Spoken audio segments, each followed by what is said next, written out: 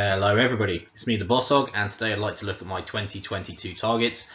For anyone who doesn't know me, I'm not much of a planner. My wife actually refers to me as a rebel, which apparently is some kind of like work psychology definition. I don't normally plan. I'm notoriously stubborn about things as well, and I'm pretty like relaxed in terms of really applying myself. But everything that I've read and heard tells me that creating lists is something that successful people do. I want to become better and more successful, so this is my attempt to do that. And I'm hoping as well that because I have a lot of pride, by putting these targets out there and reviewing them periodically, it's going to keep me more accountable and ultimately mean that I do better than I would have otherwise by trying to do these in isolation. So I've got 10 targets to cover wealth, health, and betterment. So let's walk through them now. And to start with, the first one here is to ensure our two ISAs are fully maximized. These are tax efficient accounts, and for me it's like my red line in saving contributions. This 40k here, so 20k into each one, which is the maximum, is 40% of my wife and my take-home pay, so that's after tax and pension contributions, but before anything else, so basically it'll be 100 grand, right? So this is quite realistic in my opinion, but it actually does require my wife's support as well. So here I think it's important that when you have targets that you set rewards. A lot of my wife and my enjoyment is around food and drink, so you'll see this as a relatively common theme running through the rewards, although I have tried to kind of make them relevant in certain cases to the actual target itself, as you'll see very shortly. This I think is quite achievable. We should be able to achieve this, and so I've just got here, achieved is the A. It also made me snigger a little bit because the A, S, and SS stands for achieved, stretch, and super stretch, which is just a term I had once in a previous employment. But I do now realize it says AS, which made me snigger a little bit, but I didn't want to change it because, I'm that mature. So this is the first target anyway. I think it's very achievable. And like I say, for me, that's why I said to my wife, like, this is the minimum that we should be investing if we realistically want to retire early, because we won't have access to any other form of income outside of our ISAs, right? We won't be old enough to qualify. Okay, next up is make additional investments. This is primarily going to focus on two things, basically. Income from side hustles, plus any additional savings that we can do. So if you think about the fact that 40 grand is 40% of our take-home income, right? That means we have 60 grand left over. Of that 60 grand, about 40 grand is what I would consider compulsory necessary spending. We live in London, it's pretty expensive, and we have a young daughter at a very good nursery, which is more expensive than my mortgage. Really the 20 grand in the middle is basically the spare. I mean, it's not really spare. I mean, we tend to enjoy ourselves with it, but this is kind of to encourage my wife and myself to sort of see whether we can just save a little bit more of that kind of 20 grand gap. So it's going to be made up of kind of income from side hustles plus any additional saving we can do from that. I told my wife that once we hit the 40 grand, anything above that can basically be used to overpay our mortgage, which is a big focus for her. Like that's like paying off the mortgage is something that for her really indicates financial freedom. I totally get it. It probably, objectively speaking, won't be the most efficient way to do it, but in a way it kind of is, because it will encourage us to save harder than we might have otherwise done. So that's the focus here. And the reward here as well is a meal in a 1, 2, or 3 Michelin star restaurant, depending on whether we hit our actual stretch or super stretch. Again, this is how my wife and I really like to spend money, by going to fine restaurants. And I think it's an appropriate reward, basically. So again, I'm going to need my wife's help here, so it's important that reward rewards both of us, which I think this does. And this one, I appreciate I put this in wealth, which might raise some eyebrows, but again, poker for me is an income. Like, I make money, I've consistently made money. Of course, I don't make money every session. Luck is a part of poker, but I am a good poker player, and I am profitable across about 70% of my sessions, and I make about 26 quid an hour on average. So, basically, the more poker I play, hopefully the more income I should make. And to be honest with you, it's kind of just a case of between like COVID, my wife being pregnant, then having a little one at home, we didn't really have much of a support network, not helped by COVID as well. So I just haven't really been playing as much poker as I wanted to. So this is really to encourage me to play a bit more poker. This is number of sessions. So I didn't really want to make it about hours played or income, because those things aren't fully in my control. Even hours played, like, it's much easier for me to play longer sessions when the underground network is back to 24 hours, because then I can just jump on and off whenever I don't feel like playing anymore. And sometimes, you know, it gets to like 11:30 at night, and I'm like, I'm pretty sure I can't make it through to 6 o'clock in the morning, so I'm just going to go home. So this is number of sessions, to be clear, and I think this one is quite feasible for me to hit. Certainly 50 a year I should definitely make. Even 120 though, you know, that's like 2.4 a week, right? I'm relatively optimistic. I think this is one of my softer objectives, actually, to be frank. And this one I really want to hit because I think it kind of also supports the one above it, and actually, you know, it kind of helps me. It gives me a bit of balance in my life. Actually, I enjoy it a lot, as well as having the income. The reward here is basically to treat myself to a poker tournament. I'm not really a tournament specialist, and especially on the, if I was to hit my super stretch, depending on how much money I made, I really want to go and have a go at some of the poker tournaments, maybe in the Czech Republic, which has the largest casino in Europe, and you know, really kind of like find a marquee event that I can go to and like really enjoy for like, and there's one I found for like 800 euros, I think it is, and you know, the 1.2 there is about where I'd look to go to. Otherwise, there's a monthly one in a relatively local casino to me for 400, and there's a bunch of casinos that do £100 tournaments relatively regularly, so that should be good. So they're my wealth ones. Let's move on to health. So this one, I commented on this on my kind of 2021 review. I haven't been very good like driving my weight down. I did go as high as 108 and as low as about 100, but you know, it's just gradually drifted up. Basically, it's hard to eat well. Again, when you've got like a very young daughter, you're pretty tired, etc. I mean, but there's always an excuse, right? That's the way these things often go. So anyway, my weight normally is around 104. After holiday and Christmas, the last I weighed myself, it was 104.6, so I've kind of rounded it up here. And again, I think actually my targets here are quite difficult. You know, these aren't even like the meeting the target. That's 8 kilogram less, so that's sort of you know, about 3/4 of a kilogram a month, and in order to get to 90, I think it'd be really difficult for me to get to. But again, it's meant to be, right? The actual super stretch target is pretty tricky. And here, this is a bit of like a spending spree around Borough Market. I love going to Borough Market. It's got some really great ingredients. Of course, it's expensive, but I just love it there. I'm convinced you can taste the difference. So this is kind of a bit of a treat, although I would be picking up things to, you know, cook at home or enjoy with my wife or etc. So this one is about making sure I feel a bit better. And you know, also when you talk about investments, right, the whole point about investments is deferred gratification. Well, you want to be sure that you're in good health to enjoy that deferred gratification. You know, I don't want to get to like 55 and feel dreadful. You know, I want to get to 55 and still feel like I've got 20 years where I can really enjoy myself before I start turning into a really old man. So I think it's time I started to take my health really seriously.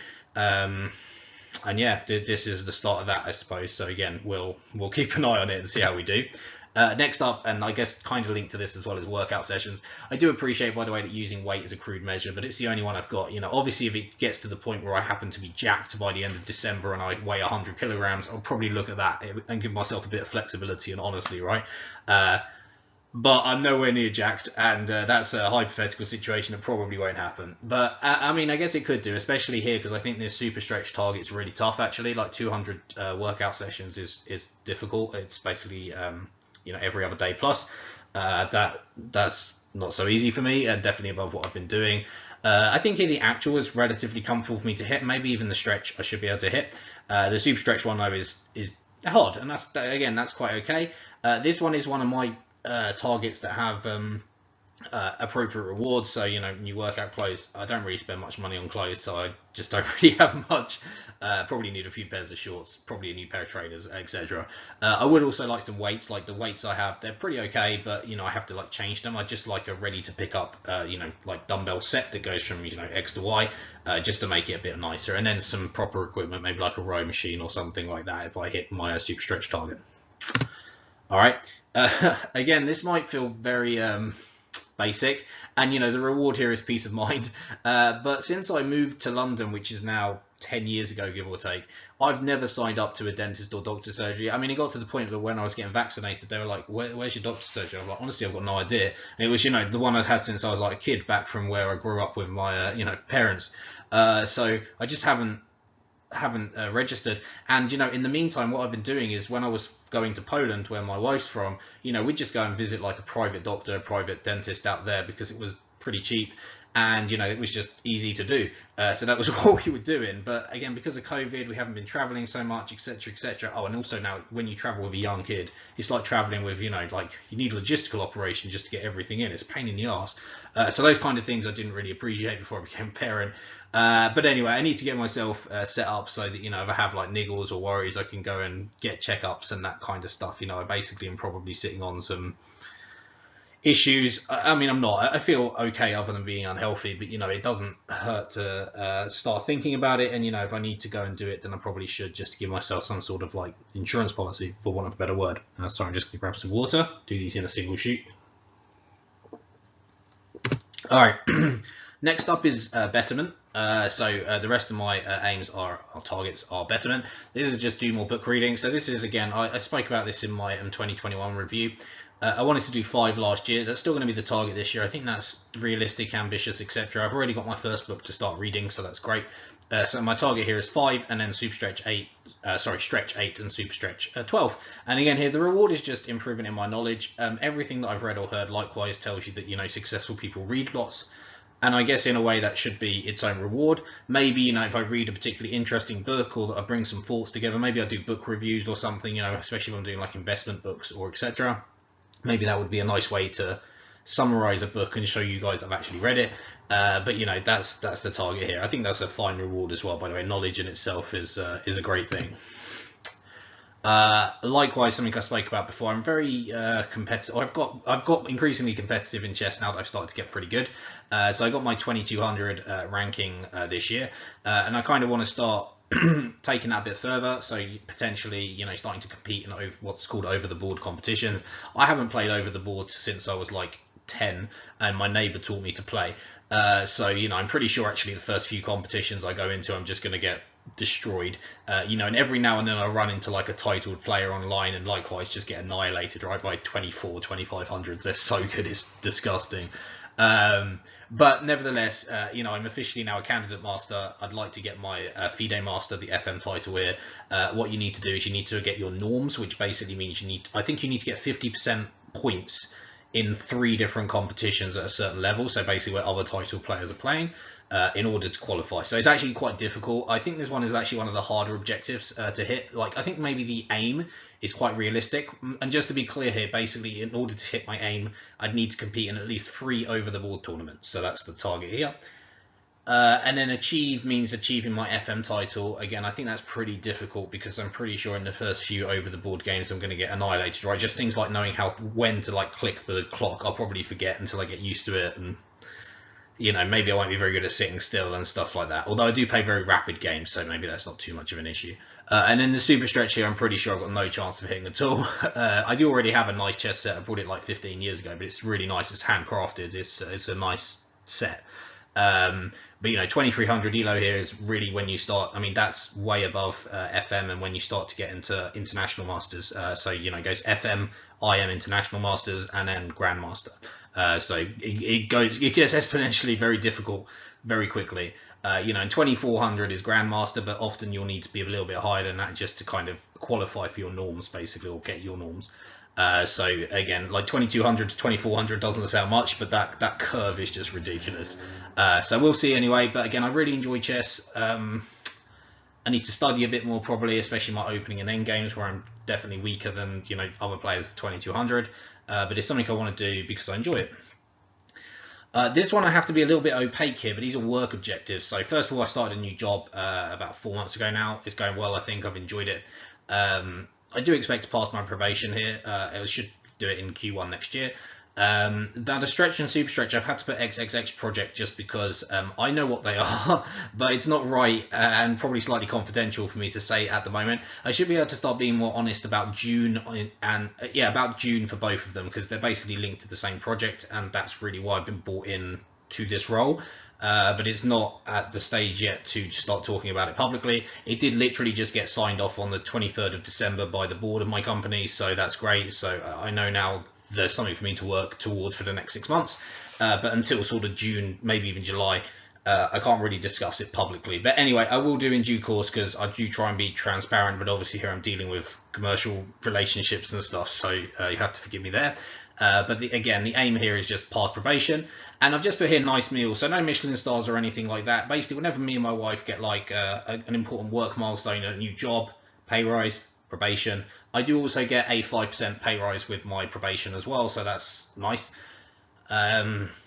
So that's important. We're just going to go out for a meal somewhere, you know, maybe to like a steakhouse in London, something like that. So cool. And hopefully that will be in the next couple of months. We should pass probation, fingers crossed. But yeah, so work objectives. I think again, work matters. I actually really enjoy work. You know, even when I do like fully retire, like, you know, fire, I imagine I'll be doing sort of poker or consulting or playing chess a bit more seriously or something. But you know, I quite enjoy the structure from work, and I'm fortunate that I mostly enjoy the work that I do. So fine. And last but not least here, of course, just do more quality cooking. Again, I mentioned this in my year-end review as well. I love cooking. When my dad left the army, he was a chef, and actually a pretty solid chef. A lot of people imagine that, you know, being married to a chef means that they cook at home, but actually it's complete opposite. You know, so my mum actually became a pretty good chef as well, because the last thing a chef wants to do when he gets home is do more cooking. So I grew up with pretty decent food. You know, and then I started to enjoy cooking and eating well at like 18, when my mum started to take me out to like food and drink and really got me into that. And it kind of just snowballed from there. Like now I'm a bit of a food snob. Like every year I think about trying to qualify for MasterChef and stuff, but I'm not brave enough to do that. Maybe I'll make that an objective for next year, right?